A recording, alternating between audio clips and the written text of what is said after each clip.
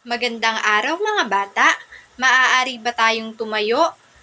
Iyuko ang ating mga ulo, ipikit ang ating mga mata at tayo ay mananalangin.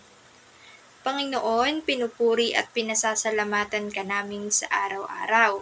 Bigyan mo po kami ng sapat na talino upang matuto ngayong araw.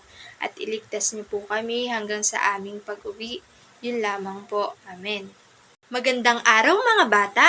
Kamusta ang lahat? Mabuti naman kung ganon. Bago tayo umupo, tayo muna ay sasayaw at kakanta. Handa na ba ang lahat? Kung ikaw ay masaya, tumawa ka, ha ha ha. Kung ikaw ay masaya, tumawa ka, ha ha ha. Kung ikaw ay masaya, buhay mo ay sisigla. Kung ikaw ay masaya, tumawa ka, ha ha ha. Kung ikaw ay masaya, pumalakpak. Kung ikaw ay masaya, pumalakpak. Kung ikaw ay masaya, buhay mo ay sisigla. Kung ikaw ay masaya, pumalakpak.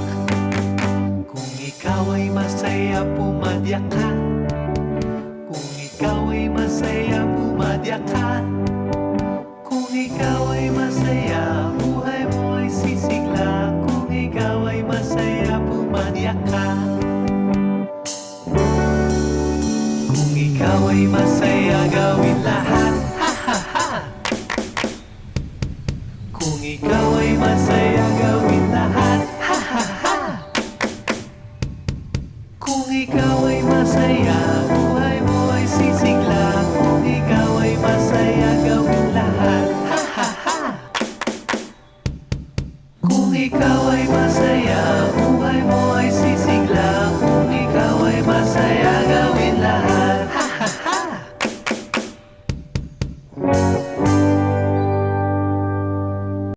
Ngayon mga anak, tapos na ang kwentong ating binasa. Kayo ba ay nakinig ng husto kay teacher? Very good, dahil meron akong mga katanungan sa inyo na inihanda.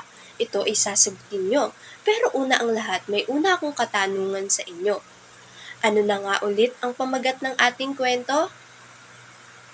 Tama, ang alamat ni Pagong.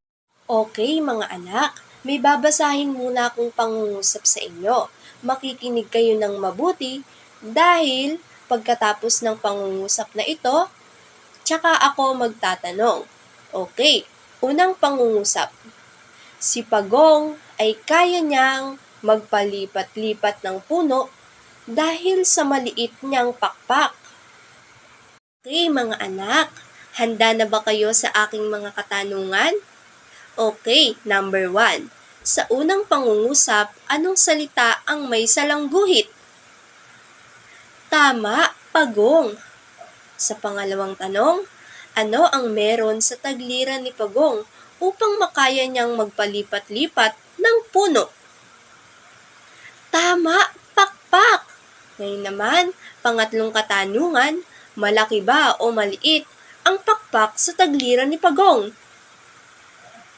Tama anak, ito ay maliit lamang.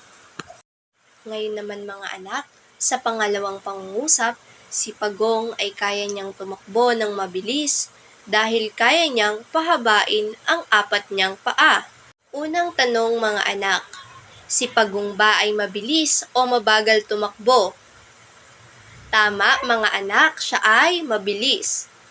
Pangatlawang tanong, ano ang kanyang kakayahan upang siya ay bumilis sa pagtakbo? Tama, pahabain ang paa. Okay, pangatlong tanong naman mga anak, ilan ang paa na kayang pahabain ni Pagong? Tama, 4. Mga anak, ang pangatlong pangungusap, napakabilis din lumangoy dahil kaya niyang palaparin ang kanyang buntot. Okay, ang tanong dito ay,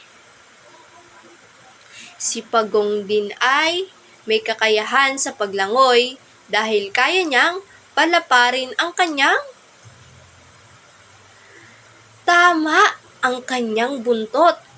Pangalawang tanong naman, Ano ang kakayahan ni Pagong gamit ang kanyang buntot? Tama mga anak, sa paglangoy. Ngayon naman mga anak, tapos na ang aking mga katanungan. Ang gagawin nyo na lamang ngayon ay sasagutan nyo ang aking inihandang aktibidad. Ang panuto ay magsulat ng 4 na paborito mo sa iyong katawan at magbigay ng kahit 1 o 2 na salitang naglalarawan dito. Meron lamang kayong 5 minuto para sagutan ito. Naiintindihan ba? Okay, maaari na kayo anak magsimula. Tapos na ba mga anak? Okay, ipasa na ito sa inyong harapan. At para naman anak sa inyong huling gawain, ang panuto ay maglagay sa kahon ng katangian mo at mga katangian na gusto mo. Ilalagay nyo lamang sa kahon. Ipapasa nyo ito sa loob lamang ng 5 minuto. Naiintindihan ba mga anak? Okay, maaari na kayong magsimula. Tapos na ba mga anak? Ipasa na ito sa inyong harapan. Okay mga anak, tapos na ang ating aralin ngayon. Maaari na kayong tumayo at tayo ay magpapaalam na. Paalam mga bata! Maraming salamat sa inyong panonood!